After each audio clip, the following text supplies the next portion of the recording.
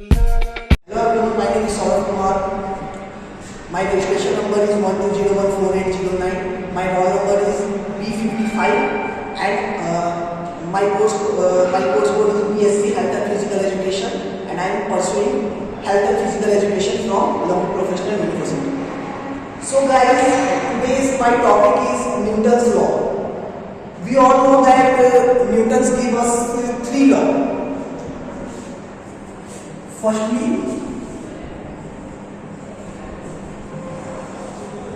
Newton's law.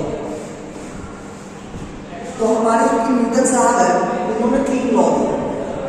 उनका जो कि मानना था कि इस समय में क्या हुआ कि तो गाइस जैसा कि आप न्यूटन में जाने न्यूटन का एक जो कि बहुत ही अच्छा और बहुत ही अच्छा उन्होंने लॉ दिया था जो कि ग्रेविटेशन का उन्होंने लॉ तब दिया था जब वो मतलब पेड़ के नीचे बैठे हुए थे और उसी समय क्या हुआ कि वो मतलब कुछ सोच रहे थे। उसी टाइम में क्या हुआ कि उनके सर पे एक एप्पल गिरा, तो उन्होंने उस चीज पे थिंकिंग किया कि आखिर ये एप्पल नीचे ही क्यों गिरा। वो चाहता तो ऊपर भी गिर सकता था, उसका डायरेक्शन चेंज हो सकता था, पर वो नीचे ही क्यों गिरा।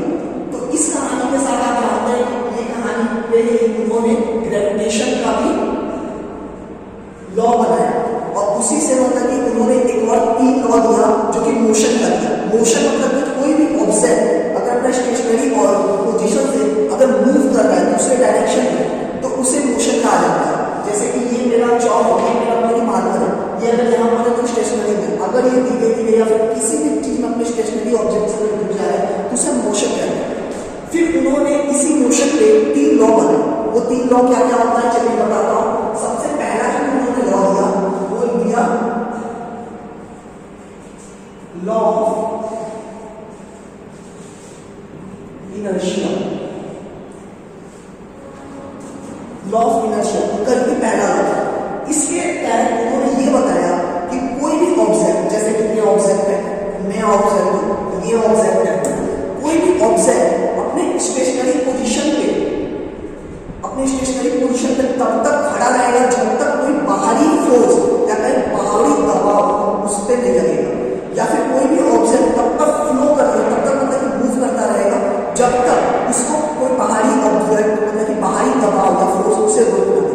जैसे कि एग्जाम्पल के लिए मैं बताता हूँ, जैसे कि ये टेबल है, आप जैसे कि टेबल को देख रहे हो, अगर मैं ये स्टेशनरी जगह पर खड़ा है किसके द्वारा, ग्रेविटेशन फोर्स के द्वारा, इस पर ग्रेविटेशन फोर्स लगता है इसलिए यहाँ पर खड़ा है। अगर मैं बाहरी दबाव से नहीं दूंगा चलता, जैसे कि मैं यहाँ पर कर रहा हूँ इससे फोर्स एक्सर्ट कर रहा हूँ, तब तक वो यहीं पर स्टेशनरी अपने पोजीशन पर रहेगा। या फिर अगर आप कहें तो जैसे कि ये देखिए, ये चौक है, ये मतलब जो कि मार्कर है, मैंने ये जो कि मार्कर मूव कर रहा है, पर अगर ये मतलब तब तक मूव करता रहेगा जब तक कि हम कोई बाहरी फोर्स इस पर लगा के इसे रोक ना। जैसे कि आप जानते हैं बहुत सारे मतलब एग्जाम्पल मैं दे सकता हूँ। हाँ, जैसे कि आप स्पोर्ट्स में आइए, फुटबॉल में अगर बॉल रखा हुआ तो जब तक वो मतलब कि उस पोजीशन में रहेगा जब तक हम उसे किक नहीं मार देते। ये हो जाएगा इसका एग्जाम्पल पहला। फिर दूसरा, हम जब उसे किक मारते हैं तो वो मोशन में आ जाता है अपना स्टेशनरी ऑब्जेक्ट में, पर उसके बाद अचानक से कोई प्लेयर अगर उस पे अगर मतलब कि बाहरी दबाव करके उसे रोक दे, या फिर दूसरा कहो उस पर दो फोर्स और लगता है। एक फोर्स जो कि ग्रेविटेशन फोर्स आता है जो कि उसे मतलब कि अंदर की ओर अपने मतलब कि नीचे की ओर खींचता है, जिसके कारण उसका जो स्पीड है धीरे धीरे स्लो होता जाता है। और दूसरा जो कि है कि जब मतलब कि बॉल को मारते हैं तो जैसे कि कहे ग्लास अपना मतलब कि अपोजिट रिएक्शन दिखाता है उस पर, मतलब कि एक अपना फोर्स लगाता है जिसके कारण वो धीरे धीरे फ्रिक्शन के कारण वो और धीरे धीरे स्पीड उसका कम होते जाता है। ऐसे ही बहुत सारे मतलब एग्जाम्पल है। जैसे कि आप क्रिकेट में बॉल बैट को देख सकते हैं कि बॉल जब हमारे पास आता है तो हम क्या करते हैं कि अपने बल्ले से दूसरा फोर्स लगा के उसको डायरेक्शन चेंज कर देते हैं। ये भी मतलब कि किसी अंदर है। ये हो गया पहला। अब आता है इसके अंदर दूसरा जो कि है लॉ ऑफ एक्सेलरेशन।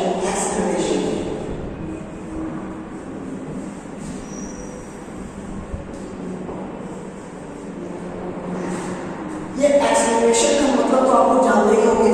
आप लोगों ने सबसे पहले बाइक में सुना होगा कि हम लोग एक्सेलरेट लेते हैं। एक्सेलरेट मतलब ये होता है कि हम किसी भी ऑब्जेक्ट को एक्सेलरेट कर रहे हैं। जैसे कि कोई भी ऑब्जेक्ट होता है कि स्टेशनरी ऑब्जेक्ट कहीं पर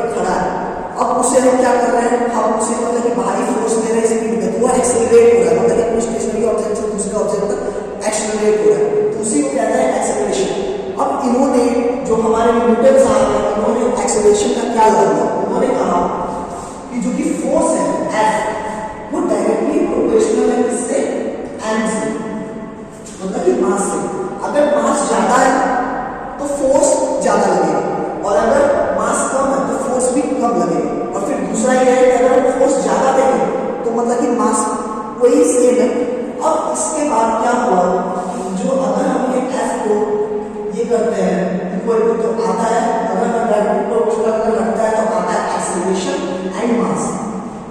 इसके तहत फोर्स हो गया हमारा, F हो गया फोर्स, A हो गया एक्सेलरेशन, M हो गया मास।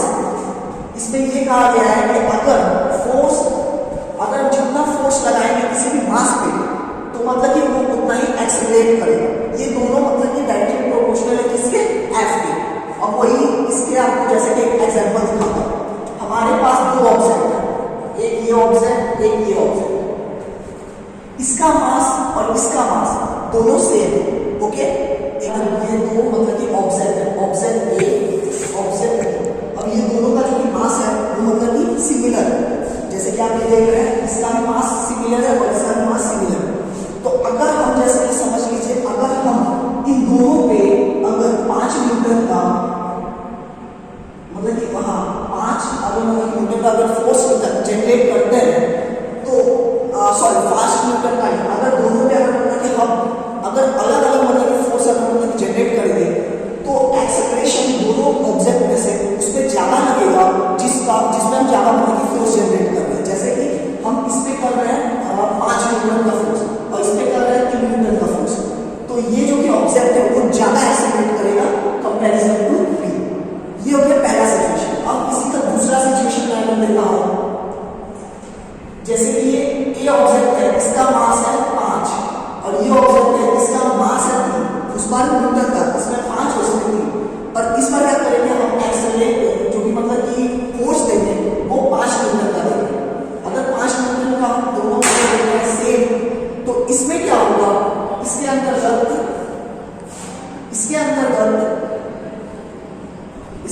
क्या होगा कि जो हमारा ये बॉक्स है और ये बॉक्स है, अगर हम 5 न्यूटन का दे रहे हैं तो ये जो कि जो बी है उस पर ज्यादा फोर्स लगेगा और ये ज्यादा एक्सीलरेट करेगा कंपैरिजन बी ए। तो गाइस ये था हमारा लॉ ऑफ एक्सेलरेशन जो कि दूसरा। अब जो कि लास्ट हमारा जो कि है वो है तीसरा, जो कि है लॉ ऑफ रिएक्शन।